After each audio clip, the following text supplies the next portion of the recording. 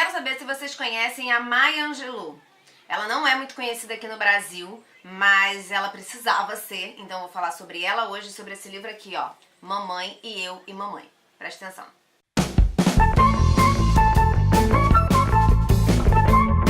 Maya Angelou nasceu em abril de 1928, morreu em maio de 2014. E agora, em 2018, quando ela faria 90 anos, no dia que seria o aniversário dela, o Google fez uma homenagem, né, ali naquela página inicial, e muita gente passou a conhecer, e algumas matérias saíram e tudo mais. Eu mesmo ouvi o nome dela ali a primeira vez, sabe? Foi quando eu falei, gente, quem é essa mulher? Vou procurar. Maya foi uma mulher revolucionária, foi uma ativista do movimento negro, poeta, dançarina, cantora, e a história dela a gente conhece um pouco nesse livro, que fala um pouco também dela e da relação com a mãe.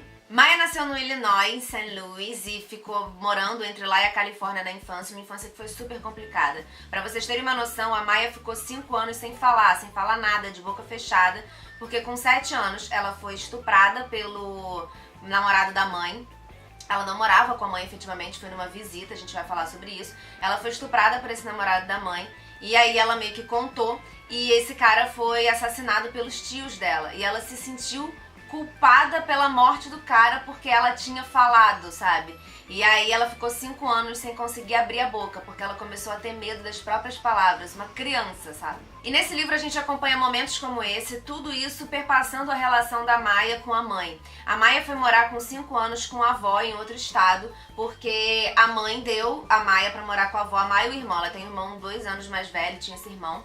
E aí a mãe tomou essa atitude, porque ela não achava que ela era capaz de cuidar daquelas crianças e tudo mais. Aqui a gente acompanha conversas que a Maya e o irmão tiveram com a mãe muitos anos depois, pra tentar entender esse lugar, tentar entender por que a mãe fez isso, sabe? E aí a mãe conta um pouco a versão dela, de que ela e o pai das crianças não estavam num bom relacionamento, eles tinham se separado, iam se separar. A mãe, ela não se sentia capaz de cuidar daquelas crianças e achou que elas seriam melhor criadas pela avó, e tendo visitas periódicas e tudo mais. E esse é um ponto muito legal desse livro, porque a gente vai percebendo todos os erros que essa mãe teve, e erros que a Maya também comete com ela mesma ou no relacionamento com a mãe, e ela fala isso aqui também nesse livro, de como, no fim das contas, a gente não é perfeito, os pais erram, os filhos erram, e esse livro vai tratando sobre esse amor da reconciliação,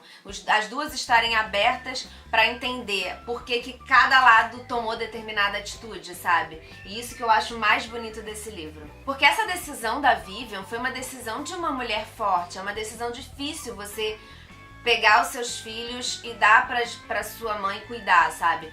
É uma decisão complicada, e ela fez isso com a consciência de que ela não conseguiria naquele momento oferecer pros filhos o que ela achava que seria mais importante. Quando os filhos ficam adolescentes, eles vão morar de volta com ela. E a Vivian era uma mulher muito forte, ela foi muito importante na formação da Maya enquanto mulher negra, num país que ainda legitimava diversas atitudes, ainda tinha lei, inclusive, para separação. Pessoas negras não podiam realmente, pela lei, frequentar os mesmos lugares que pessoas brancas.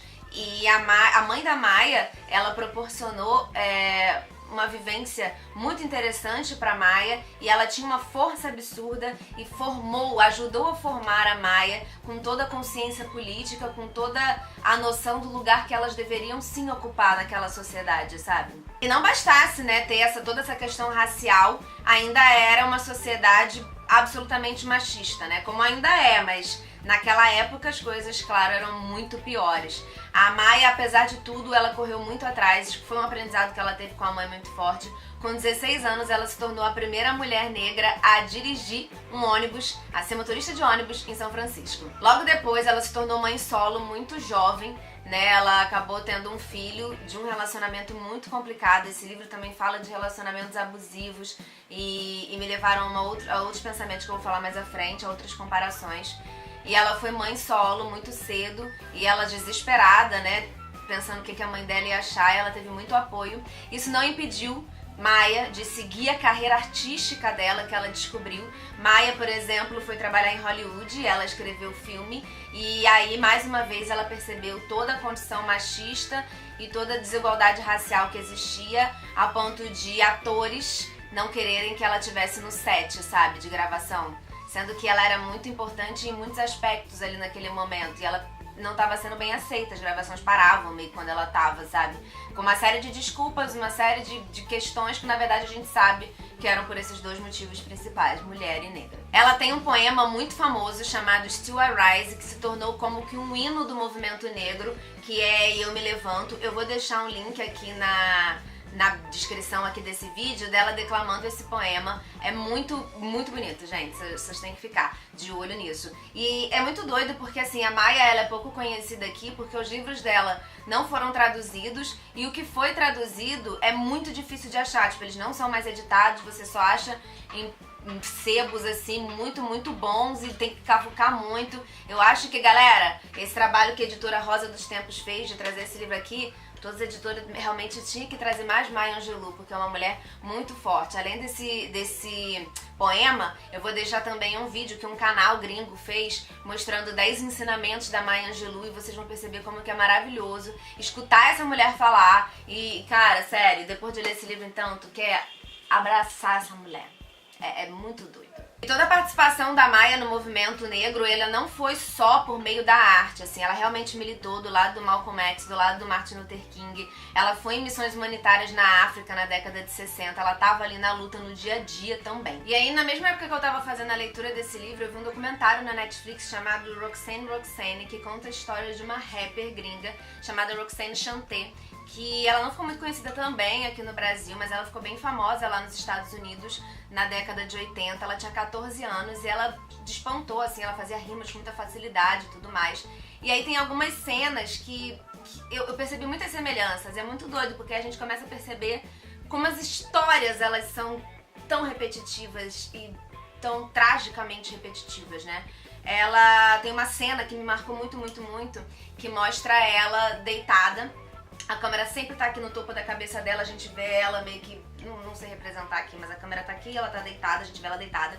E aí ela mostra ela meio que sendo estuprada pelo marido, ela tá berrando e a gente acompanha o mesmo berro. E é só a cena muda. Mostra ela sendo estuprada pelo marido, parindo a criança daquele relacionamento e ela sendo arrastada pelo chão, puxada pelo cabelo, sendo agredida pelo marido.